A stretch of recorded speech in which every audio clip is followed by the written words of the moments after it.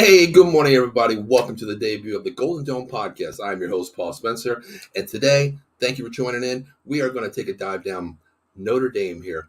Season's here. We looked at it last year. Notre Dame had a disappointing year last year. Of course, Marcus Freeman's first year. Thought they were going to buy into the system, but didn't pan out as a Notre Dame fan. So here we are, new season. As we always say, this is our year, of course. Usually Cowboys say that, but I'm a Cowboy fan as well. Notre Dame fan, of course. So today we dive into it, guys. So let's get started. Welcome to the show, Golden Dome Podcast. Once again, my name is Paul Spencer. Welcome to the show. So, guys, let's talk about it. New season, new regime. Where do we start? Let's start about who we lost last year. Of course, let's start with the coaching staff. Tommy Rees, good riddance, goodbye. Is the grass greener on the other side? I don't know. It didn't pan out in Notre Dame. To me, Tommy Rees wasn't the greatest coach. Had great quarterbacks, but he didn't live up to the potential as the OC. Great quarterback with Notre Dame. Went to Alabama. You know what? Fine. Go down there. You can't go wrong with Alabama, of course. But the thing is this. Who did he take with him? Of course, you lose a quarterback. Tyler Buchner, 4-star recruit at Notre Dame. Great running quarterback as well. Excuse me. Great quarterback as well. Running the ball. Lackluster arm. Mediocre arm. Something Notre Dame hasn't really had since you really think about when was the last quarterback that can really throw a ball. Maybe a Jimmy Clausen. Ian Book, same way. Couldn't throw the ball. Great running quarterback. But what do we have? Losing Tyler Buchner. Of course, Notre Dame, no problem. Goes to Alabama with Tommy Rees. Not an issue. Good riddance. Injury prone, whatever. Our second quarterback that comes in after Buchner gets hurt. Drew Pine. Where does he go? He transfers. Thanks to that transfer portal, he goes to Arizona State University, the Sun Devils in the Pac-12, soon to be the Pac-Nothing. So we lose every quarterback out there. But there was one positive in this whole thing. Thanks to the NCAA rules this year, the transfer portal.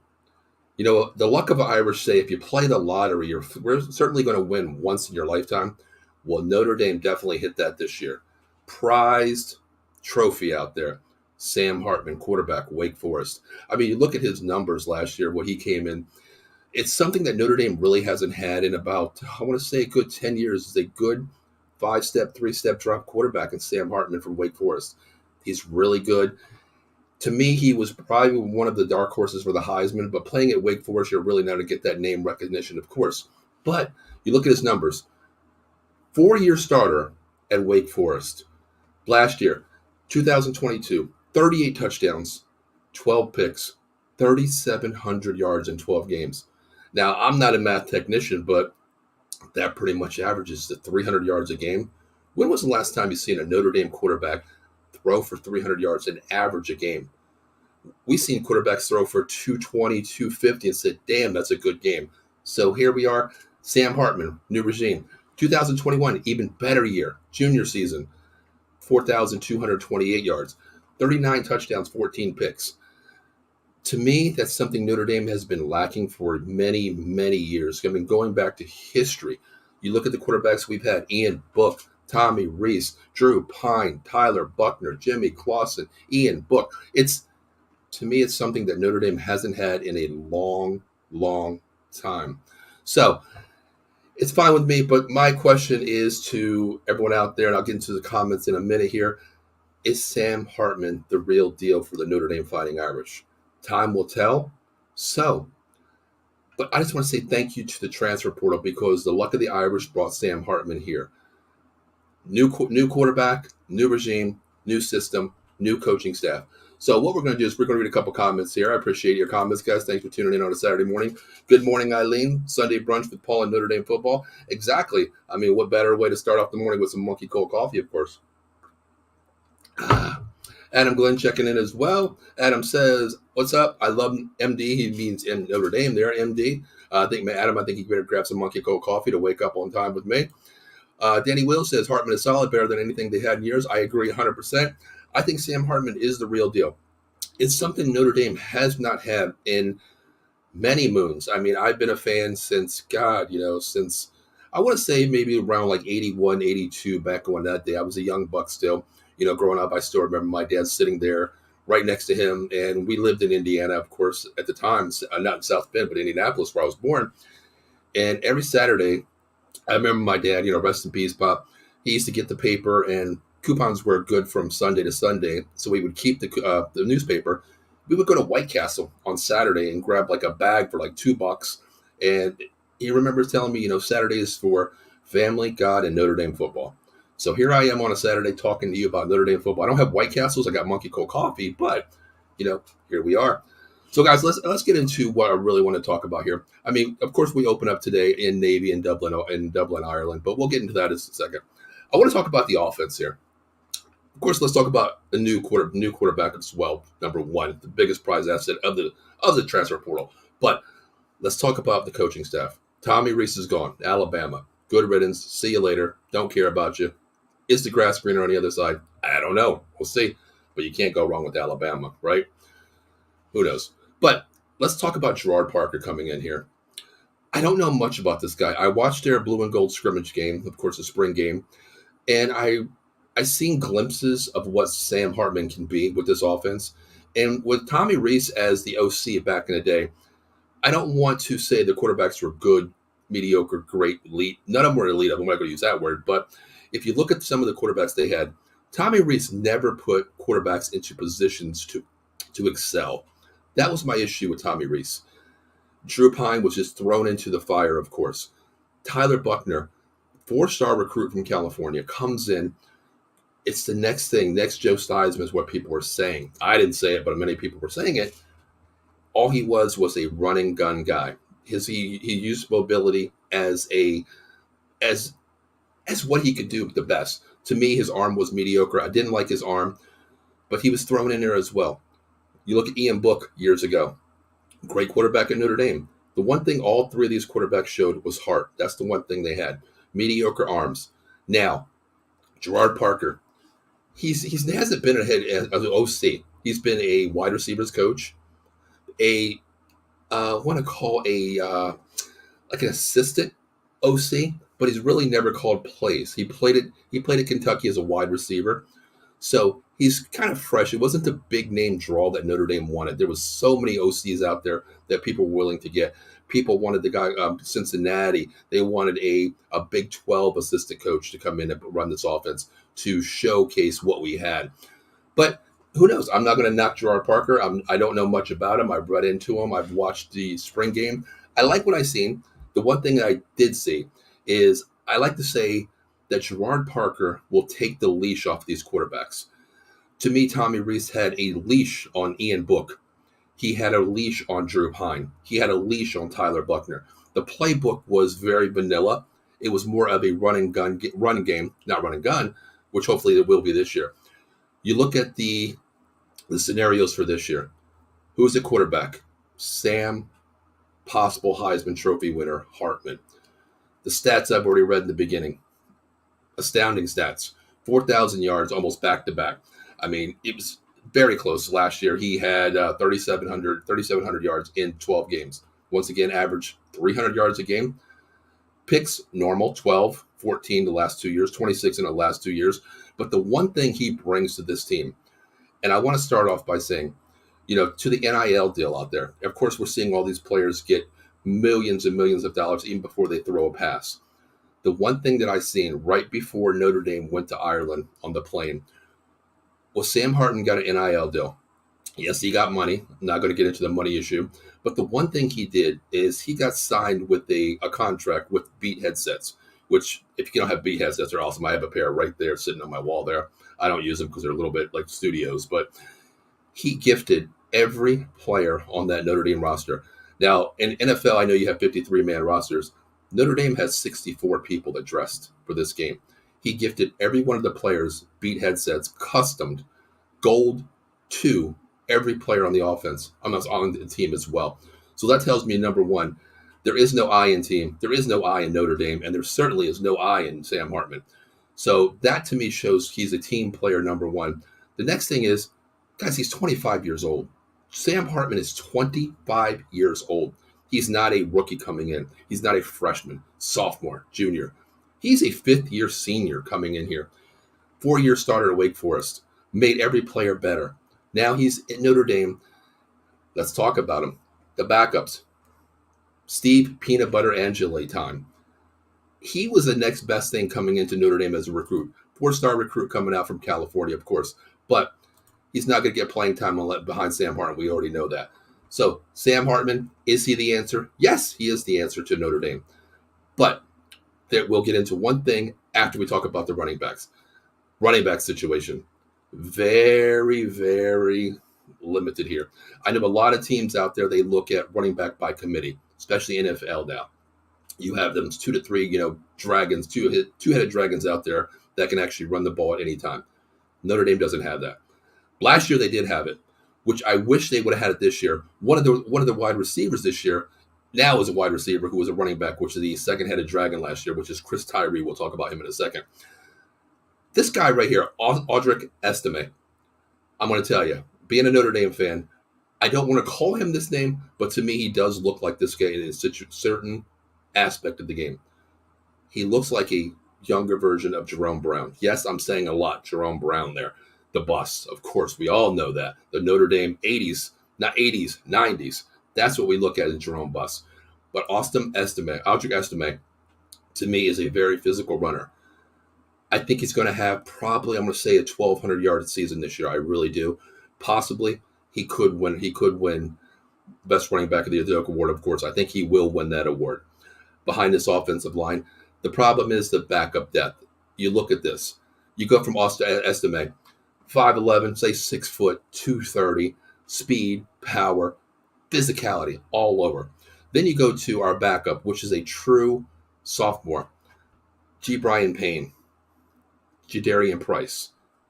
You're taking a big downfall there. I mean, you're going from Audric Estime all the way down to this situation here. It's something that, I mean, behind this offensive line, anybody can run behind this offensive line. I think we have probably the offensive line, maybe number, I want to say top 5 in the NCAA this year, of course. But we'll get into that as well. But my downfall is going to be the running back situation here behind Estime. Estime could be one of the top 3 running backs in the nation this year. So there's a huge drop-off there. Chris Tyree, last year, 744 yards, lightning speed. You had that thunder and lightning behind Estime. Chris Tyree, very small running back, stat-wise, 5'10", 190. Very, very light. But he was the game breaker. Every time you seen him in the backfield, it was a coulda, shoulda, woulda, should have scored every time with that speed. Breakaway speed, of course, didn't happen a lot. But this year he moved to the wide receiver spot, which we'll get into now. The wide receiver spot, to me, is probably going to be one of the hardest issues for Notre Dame. This is where I get scared. I know they say quarterbacks, and I'm not going to compare any quarterbacks out there from now to the NFL. We all know about Brady, the GOAT. He makes everybody better, of course. Sam Hartman, I'm sorry, I'm not going to put in that category. I don't think I could put anybody in that category as well. But here's the thing. Wide receivers. You only have one senior on this class, and he's a transfer from running back to wide receiver, Chris Tyree. He's a game breaker. Breakaway speed. He's going to be your slot guy, which is great. Hartman, if you look at his stats, you go back and watch him, he loves wide receivers and check down guys. Tyree is going to be that check down, and what better way to have a running back play wide receiver in a slot? That's what I love about this. And I did watch the spring game where Hartman, he's the type quarterback, 3 wide, 4 wide, which Notre Dame should run this year. But with these wide receiving core here, how can you run 3 to 4 wide? That's the problem to me. Tobias Merriweather, 6'4", 204. He's a sophomore.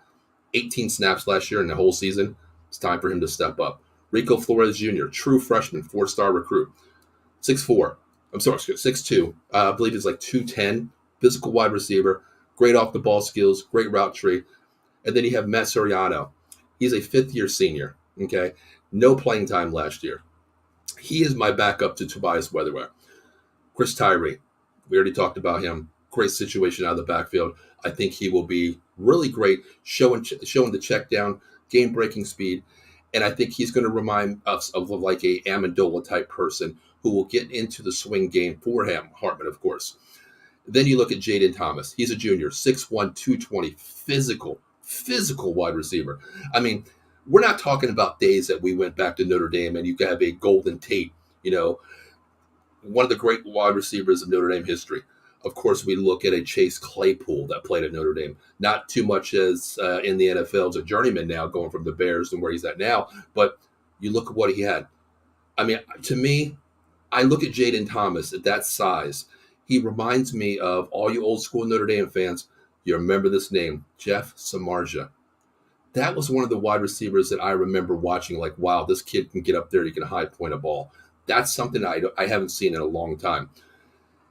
Jaden Thomas is that guy. I'm not going to say he's going to, score, light the world up on fire, but I think he can actually be really good for Sam Hartman. And the one thing is, Sam Hartman doesn't care about who you are, what your stats are, what your deal is, where you have to catch the ball. If a play is called for you and you're not the route number one and you're not open, you're not getting the ball. You're not going to get the ball. Sam Hartman throws to what the defense gives you, the check down if he's there, and he's very smart. He's very smart with one thing. He knows not to take a sack. That's from being that age of 25 years old, being basically a fifth-year senior in the college football atmosphere.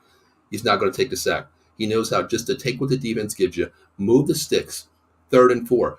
I'm not going to look for the long ball unless it's there, streaking down the sidelines. I'm going to take that 5-yard hitch to a Chris Tyree or a Merriweather or a Jane Thomas or even an Estimate coming out of the backfield. Take what the defense gives you. That's one of the things that we haven't seen from Notre Dame.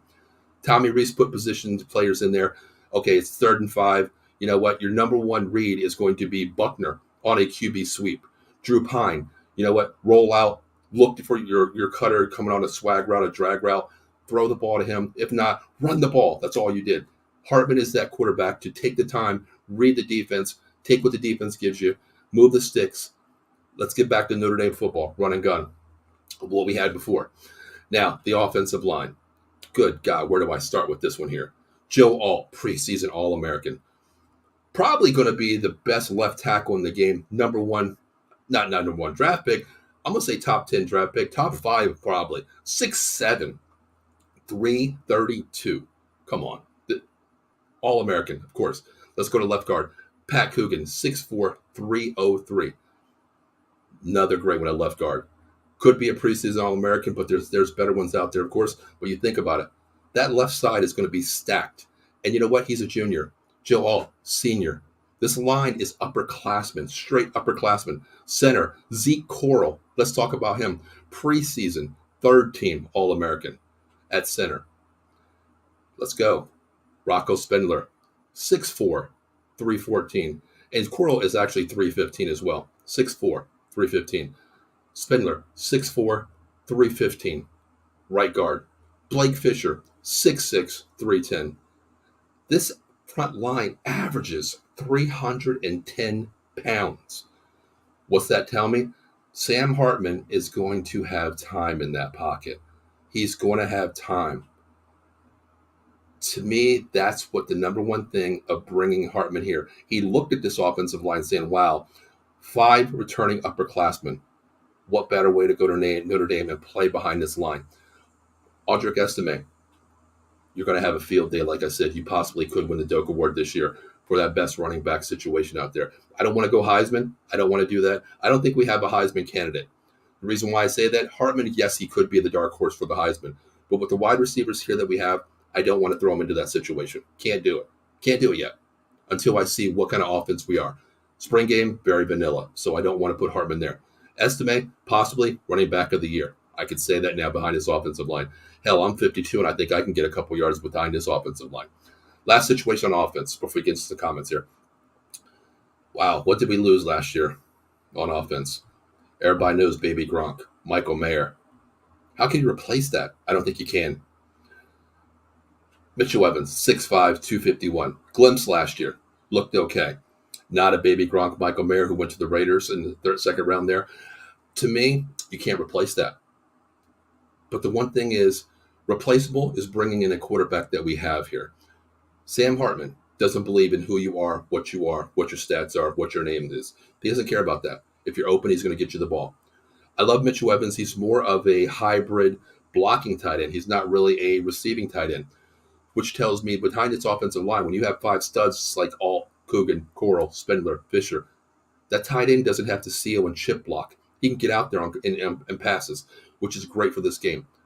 I think we're going to see a lot of this tight end here. Hopefully he pans out. He's got big shoes to fill, and Michael Mayer, of course. But before we get into the defense, let's read some comments here. Joe Sullivan, go Irish, you already know. Joe Sullivan says, we got a quarterback, finally. Exactly. I love the kid, Hartman, as I speak here. Very high recruit. Prized possession of the transfer portal. I mean, you look at the transfer portal and you think about who was number one? Travis Hunter. Jackson State goes to Colorado with Deion Sanders. We knew that was going to happen. One of the biggest NIL deals, $2.7 million right off the jump just to go to Colorado. But Hartman, he went to Notre Dame because that's the best fit for him and what he's seen.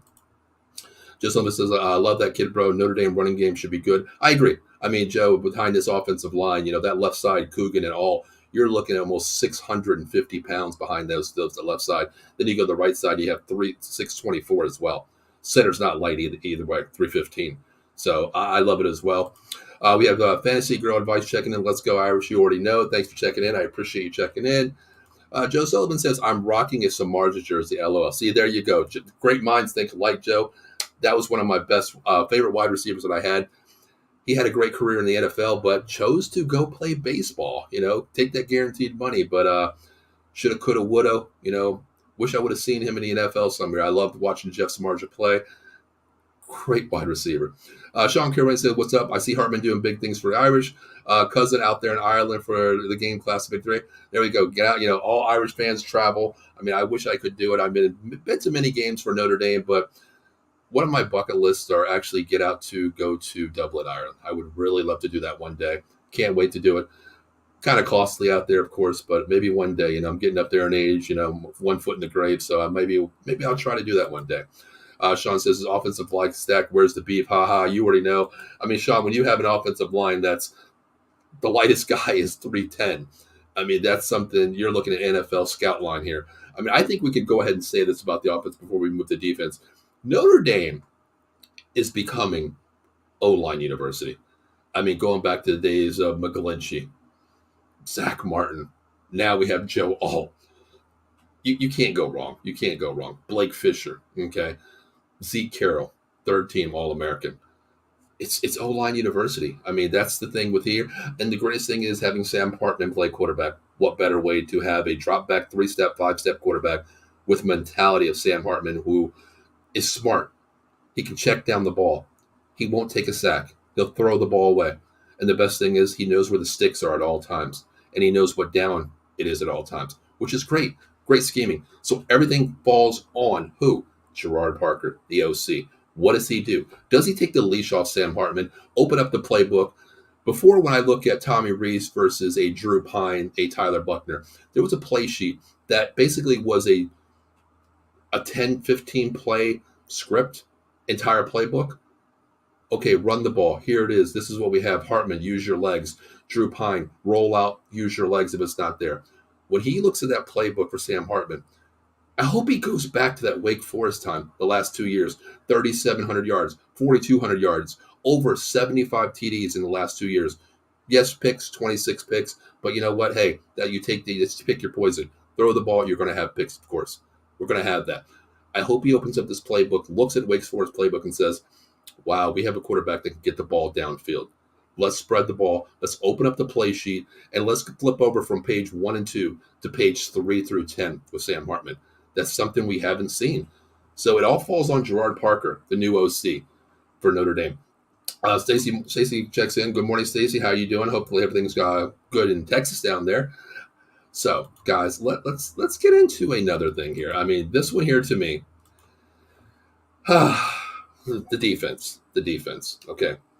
Who did we lose last year? Well, there was one big guy, Isaiah Foskey. He had my heart last year. This guy played every play like it was the last play of the game. He played everything like it was 4th down. You're down 6 points on the goal line. That's how he played it to win the game. Isaiah Foskey, 3rd-round pick to the Saints. Okay. I miss him so much. How do you replace him? Well, Javon Baptiste. Great size, off the ball. One great thing he learned behind Foskey. 6th year at Notre Dame. Great technique, great power, great swim moves, great off-the-ball skills, huge bull rush. I think we'll be okay there as well. Howard Cross III, senior, Now, the one great thing about Notre Dame's defensive line, they've always had great defensive line. They're upperclassmen. 4 seniors in the front 4. Howard Cross, 6'1", 288. He's going to be the actual old school nose guard. Now, I'm hearing that this guy in the spring game was a menace. There was a couple plays where I watched it where Freeman actually ran onto the field, as coaches are on that field, because it's like a 7-on-7 drill pretty much, where he went up to him and he chest bumped Howard Cross. Reason is he got to Sam Hartman so fast, and this was on the left side where he switched over and ran a stunt off of Joe Alt, which is a preseason first-team All-American. The bull rush speed, the technique off the ball was insane. Riley Mills, defensive tackle, old school defensive tackle, 6'5", 316, once again, upperclassman, senior. To me, front 4. Let's talk about, they're going to run a 3-4 this year, is what I'm hearing. But when they go 4, you can also look at Jason Oria. He's a junior. He's 294, 6'4", blazing speed. I don't know if he'll get a lot of time, but they're going to run a 3-4. But I'm hearing they will go to a 4-3 at certain sets with Al Golden, of course, and Marcus Freeman being a defensive genius. Those two coaches right there, head coach Marcus Freeman, as well as Al Golden. The defense, I'm not worried about at all. But there are concerns. Middle linebacker. This guy could be a unanimous first team, second team, JT Bernard. To me, senior, 6'1", 230, played his ass off last year at linebacker for Notre Dame. I think he's going to be a great asset. For all you old school Notre Dame fans, there was one of my favorite linebackers back in the day. My favorite is probably Manti Te'o. On the field, off the field, a little bit different story. Great story. If you've never seen it, go out and watch the ESPN 30 for 30 on Manti Te'o. I don't care if his girlfriend was a ghost. I really don't give a damn out there. But, great series about Manti Te'o. But the one person that I can look at, JT Bernard, reminds me of, for all you old school Notre Dame fans, Michael Stonebreaker. The name just gives it away, Stonebreaker. When you have a name like Stonebreaker, it's insane. I mean, that's the name that you want in football, Stonebreaker. And the thing is, he broke everybody back in the day, playing behind like an old school Chris Zordich, if you guys remember him, as nose tackle there. That was old school football. That's what JT Bernard reminds me of, a Michael Stonebreaker. Off the ball guy, willing to put his neck on the line, his back on for the team. That's who he reminds me of. Let's go to wide side linebacker. Latifu, 6'2", 245. Big linebacker. This guy reminds me of a Manti Te'o. Quick off the ball speed, great skills, technique, and he can play that outside edge, play the stunt, and he's great in the passing game as well. So this is what I love about the front 7 to me. Going on, Jack Kaiser, 5th-year senior.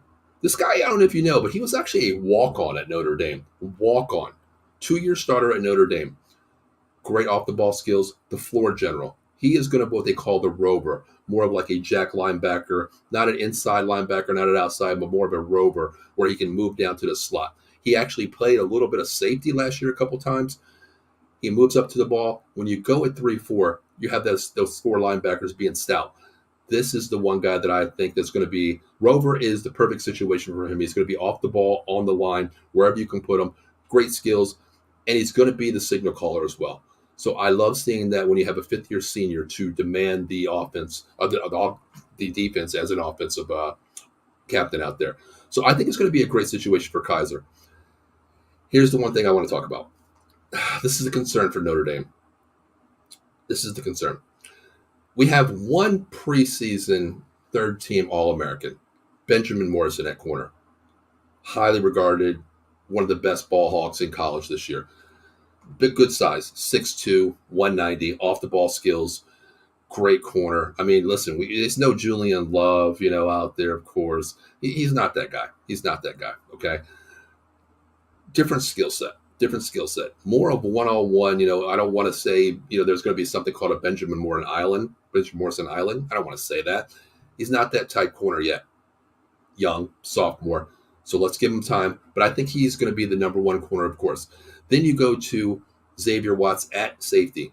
6'4", 204, senior, upperclassman. Got some playing time last year.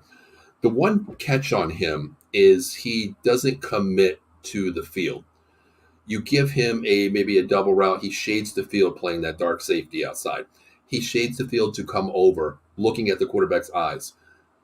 Notre Dame doesn't have a cupcake schedule this year. They don't. The first 3 games, very winnable.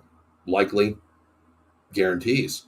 But then when you get to a team like Ohio State regarding their quarterback, Kyle McCord, Devin Brown, I mean, their wide receivers, you have 2 preseason All-Americans, Harrison Jr., and of course, Ugapa, Egubka.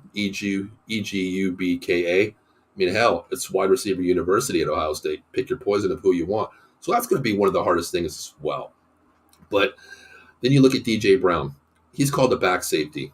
They are going to run a free safety and a strong safety. DJ Brown, another senior, 6 foot, 200, little light at that position. He's not going to be a Kyle Hamilton. We can't look at him and say he's going to be the next Kyle Hamilton playing safety. He's not going to do that. But give him time, which he doesn't have a lot of time left. He's a senior, of course. But I think he'll be okay, honestly.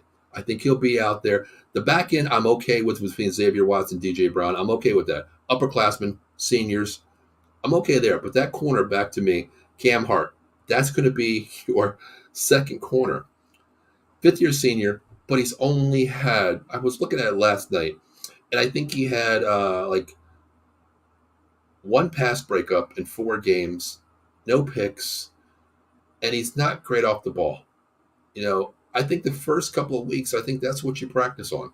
Put him on out there. And I know Al Oldham's a great defensive genius as well as Marcus Freeman. We have 2 of the great ones there on the defense side of the ball as signal callers. I think they put him in positions to take the first 3 weeks. I mean, Navy, of course, they're really not going to throw the ball today, which we'll get into in a second here regarding Navy. But I think Al Golden tests them a little bit. Put them in a one-on-one situation. Put them in game flow situations where what are you going to do? What can you do? What should you have done? You really can't do that a lot today versus Navy with a triple option. But this defensive grade for the defense here, I'm going to give them a solid B. Offense, I'm going to go B as well. I think there's a lot of hit or misses on that offensive side of the ball. Defensive, I'm really worried about the corners. I mean, that to me, I think the front 7's pretty solid. I give the front 7 probably a B plus, honestly. And the corners, I'm going to give maybe a B minus. Secondary, I give a B. So I'm going to average out to a B on defense. Now, today, let's get into this. You guys already know I'm an old school Notre Dame fan. Coach Holtz, one of my favorite coaches of all time. Coach Holtz, what would he say to the team today? Notre Dame versus Irish. Notre Dame versus Irish. I need some monkey cold coffee, guys. Hold on a second.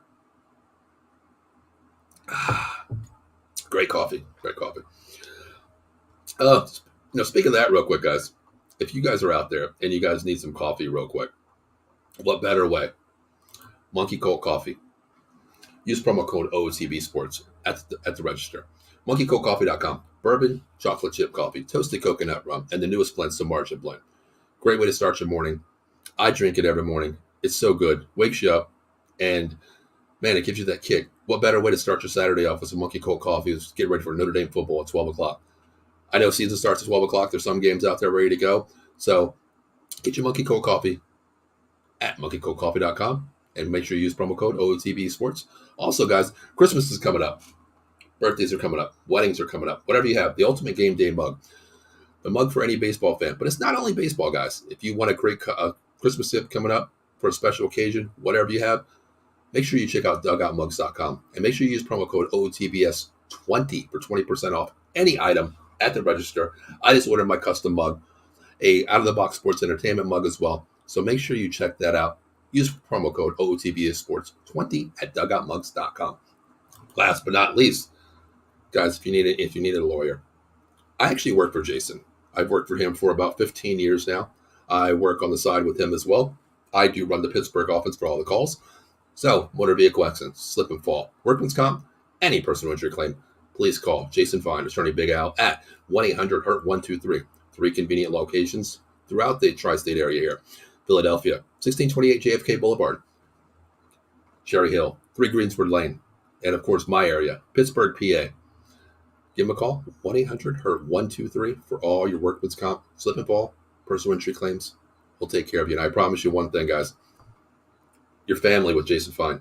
Most lawyers charge 50%. 40%. Nah, I promise you this. You mentioned out the box sports entertainment to Jason when you call 1-800-123. I promise you, no BS. 33 and a third percent. Mention our name and you'll get that family discount. Promise you. So, guys, let's get into something here. Eileen says, "Go Irish." Thank you, Eileen. I appreciate that. Eileen, I know you check into every show. One of our greatest fans. Thank you so much for joining me on a Saturday morning. Appreciate it here. Eileen, who is your team being up in the New York area? Who do you guys root for? I always wondered that. I mean, I know you're a Yankees fan, Jets fan. So who does the New York area root for? Please tell me. I'd really like to know that. Always wondered that, actually. So let's get into it. Notre Dame versus Navy. This is round 94, guys. If you think about this, 94 games these two teams have played. This is one of the best ways to start week one here, right? Soft weekend, first weekend, Saturday, 2:30. One of the best rivals in the game. This is something I hope Notre Dame doesn't go to a conference, because being independent, Notre Dame can pick their schedule, and there is no cupcake schedule for Notre Dame. They play the best. Hell, they have Texas back-to-back the next 2 years. They had Oklahoma a couple years. We're going, we have Ohio State now. It's no cupcake schedule. We play Florida State. We have Clemson in the ACC scheduling. Round 94. Irish lead 79-13 with one tie. One tie. But that tie was back in like the 40s. What rivalry has played 94 games so far? 93 and 94 today. Kind of lopsided, but what are the keys to victory today? Let's talk about Notre Dame. Sam Hartman, prized possession of the transfer portal. Do we take the leash off of him? Let Sam Hartman be Sam Hartman. Behind this offensive line, hey, anything can happen. We can throw the ball. We can run the ball behind this offensive line with Estime. We can throw the ball with Hartman out there. I'm really curious to see what we do. I really am. Defensive side of the ball, I'm not going to take away a lot from the defensive side of the ball today, because of the fact that if you watch Navy is something that I really love to watch, even as a coach up here. I really love to see it. Reason being is so much tradition in this team.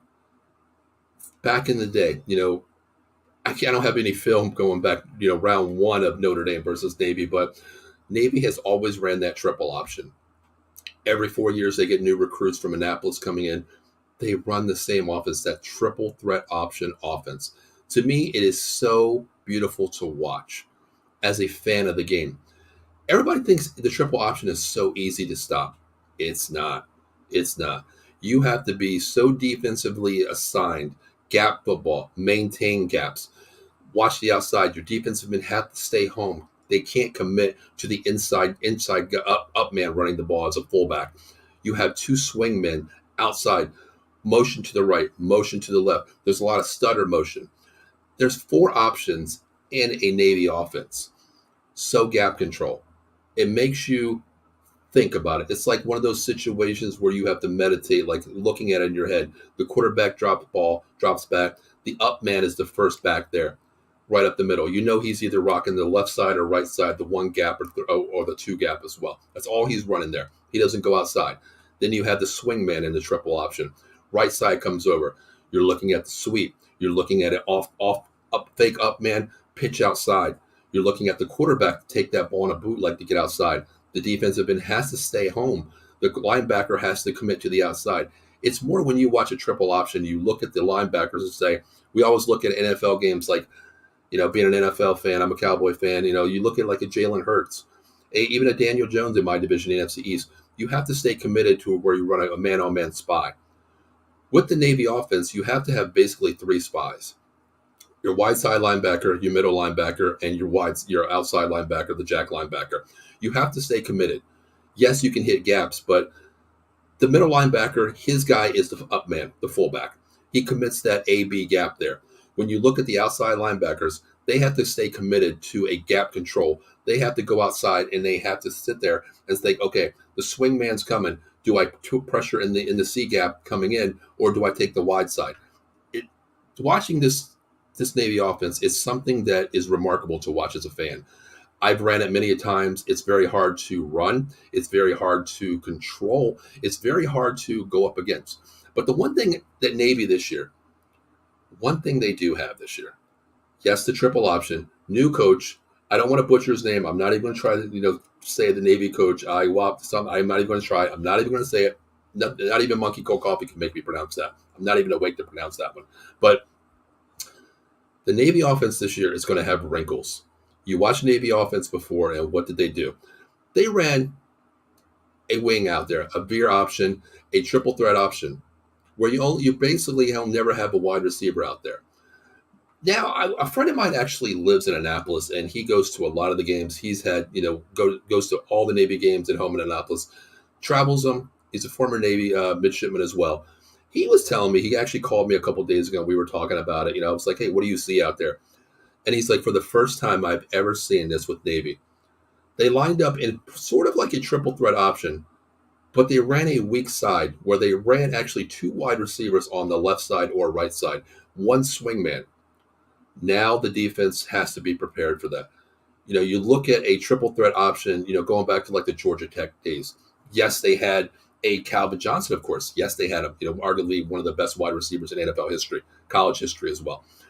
Now it's something that you actually have to look at Notre Dame saying on defensive wide, saying, okay, we haven't seen this from a triple threat option. We haven't seen this. Navy usually runs the up man, swing man, QB dash outside, QB keeper, QB bootleg outside. That's something we've seen before. Now Navy is running a more of a pro set option, something we haven't seen. Will they throw the ball? I don't know. Is it window dressing? I don't know. Really don't know. But he says they actually are throwing the ball outside. They're faking to the up man, taking a 3-step drop, swinging it to the outside. He said a lot of screens are going on. So what's that tell you for Notre Dame? Well, it tells me that the defensive corners better stay out there and better stay committed with their eyes on a swivel as well. Not looking at the quarterback, but playing the wide receiver, number one. You catch your eyes inside. Smart quarterback's going to take that time and just, take the shot downfield. I myself, I love taking shots downfield because of the fact you got to keep the defense honest. If you're going to commit too hard, you know what? I'm going to try to beat you where you're committing too hard. And you got to keep your eyes on the player, not in the backfield. So I hope the secondary does that. But what would Coach Lou Holtz say?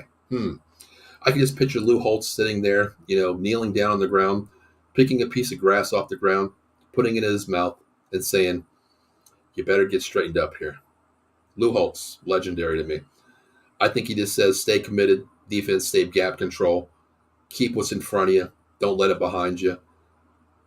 Well, Al Golden, Marcus Freeman, I think they're saying the same thing. Keep it in front of you.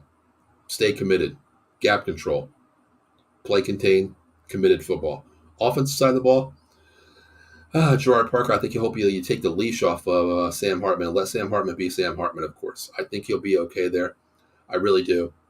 I want to test, the wide receivers here. I would think even if we're up, I don't think Hartman comes in. I don't think we see Steve Anginelli come in this game. I really don't, unless it's a 40-point deficit that Notre Dame's above, of course, not deficit. But I think we do see Angela maybe in the fourth quarter. I don't think it's going to be a 40-point game, but I think he's going to get a little bit of time. Hartman, played 12 games last year. He played 12 games back-to-back years, so he's not injury-prone. He's not one of those guys that will beat you with his legs, and he's smart to take a dive where we've seen Drew Pine take many hits last year, and Tyler Buckner. He suffered the shoulder injury on, I believe it was, if I'm not mistaken, I think it was a third and 12, where he didn't get the first down. He got 10 yards, and he got belted. He popped the shoulder, came out, which was, the season-ending injury for him. But, to me, Sam Hartman has that mobility. He can get outside if he has to, but he's smart enough to say, okay, I want to live another day. I'm not going to get the first down here. I'm going to go 4th and 1, 4th and 2. I think behind this offensive line, we can get that first down behind this offensive line. I'm going to live another day, become 4th and 2. Don't have to get the first down here. Take my chances, roll with it. So, regarding that, guys, let's get into another couple comments here. Eileen says, a Notre Dame fan? Okay, I did not know that. I appreciate that, Eileen. Love to hear that one as well. Go Irish, a diehard Notre Dame fan who's been listening but cannot post. Oh, no problem. That's where I appreciate you, chiming in. We know you're always checking out there. Also, we have Dara Tizzle. Let's go Irish. You already know. Here we go. All right, guys, get to the last segment here really quick. The game starts in about 2 hours, say 2 hours and 45 minutes. We have a 2:30 game in Dublin today. College football starts in about 15 minutes. One of my best times of the year. I love college football. If you try to text me on a Saturday, I'm going to tell you what, you're probably not going to get a response.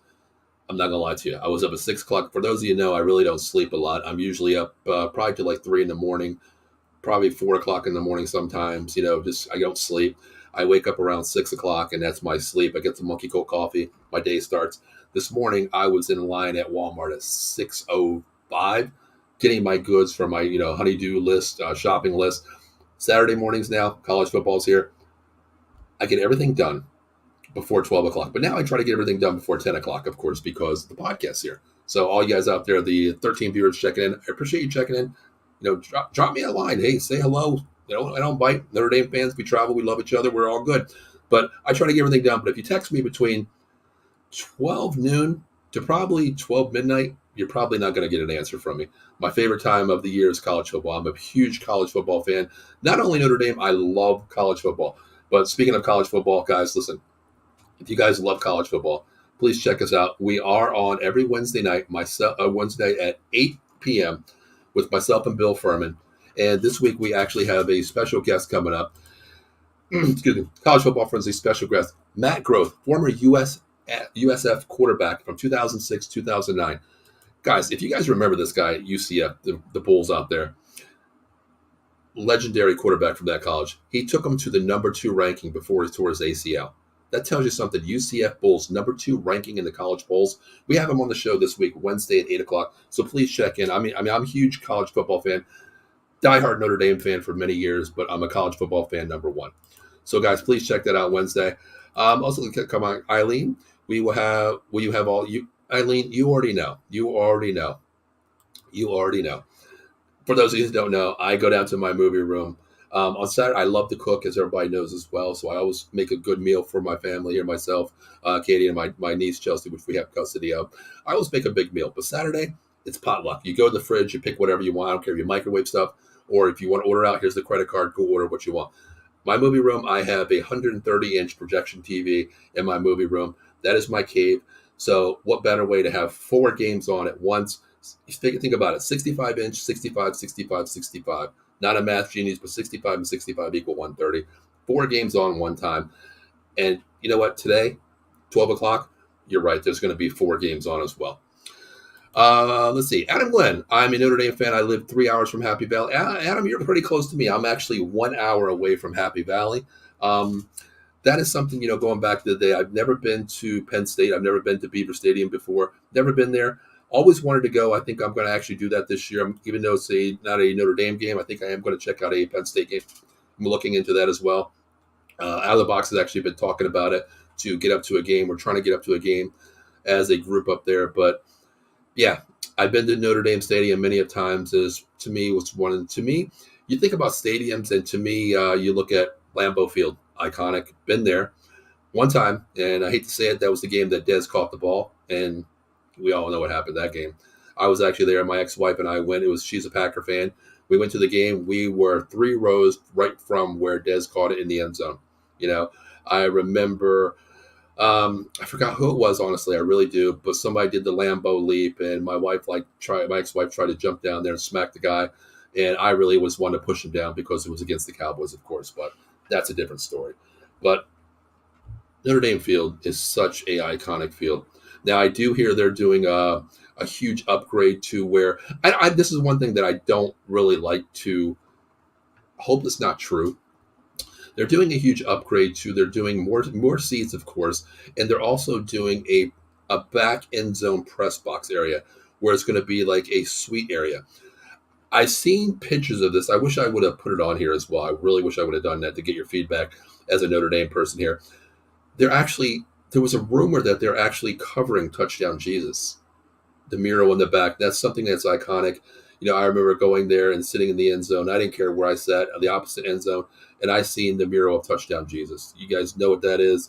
It's very iconic, and I hope they don't cover that up because that is something that is a staple at Notre Dame. That's been there for many, many moons. And, I've had people say this, you need a touchdown, you need a score, you need a first down. They always, not kneel, like you're in a pew at church there at Mass, but they've always looked at that mural and said, we need you. We need you. And I hope they do not cover that up. I really hope they don't cover it up. I mean, that's something that's very iconic to me. I remember seeing it. I have a couple pictures of myself there. But guys, the last topic here. Let's get into it. Final predictions. Final predictions. I hope we do play like champions today. Of course, that 11-time national championship. I hope we make it to 12. It's going to be a long season ahead of us. Next week we will dive into our next game against Middle Tennessee State. We will talk about that. But my final prediction today: the line is Notre Dame minus 20.5. I do bet a lot. I'm actually going to play a little venture on this game, and I'm going to take Notre Dame in the second half. I think Notre Dame pulls away in the second half. I think this game is going to be very close in the first half. New situation for Navy. Triple threat option with a couple wrinkles out there. So I think it's going to be a little bit back and forth. I think Hartman's going to have a great day. I think Notre Dame wins 38-16. Go Irish. What better way to start 0-1 against your round 94 Navy Mid Shipmen? Not taking away anything from Navy, but Navy's been a cakewalk the last 4 or 5 years. I mean, average and win is 22 points per game against Navy. But to me, everything is not predictable. Could happen. Navy could win. Don't think it's going to happen today. My prediction: Notre Dame 38, the Midshipmen 16. Guys, I'm going to give you an MVP. This is what I see. It's my opinion. Everybody's a little bit different, but I think they unleash Hartman today. I think Hartman goes 19 for 26, 289 yards. Not going to get that average 300 yards that he had at Wake Forest the last 2 or 3 years. 3 TDs by air. I think Estime gets into the end zone once. I think one of the wide receivers that's going to score today is Chris Tyree, moving from running back to wide receiver.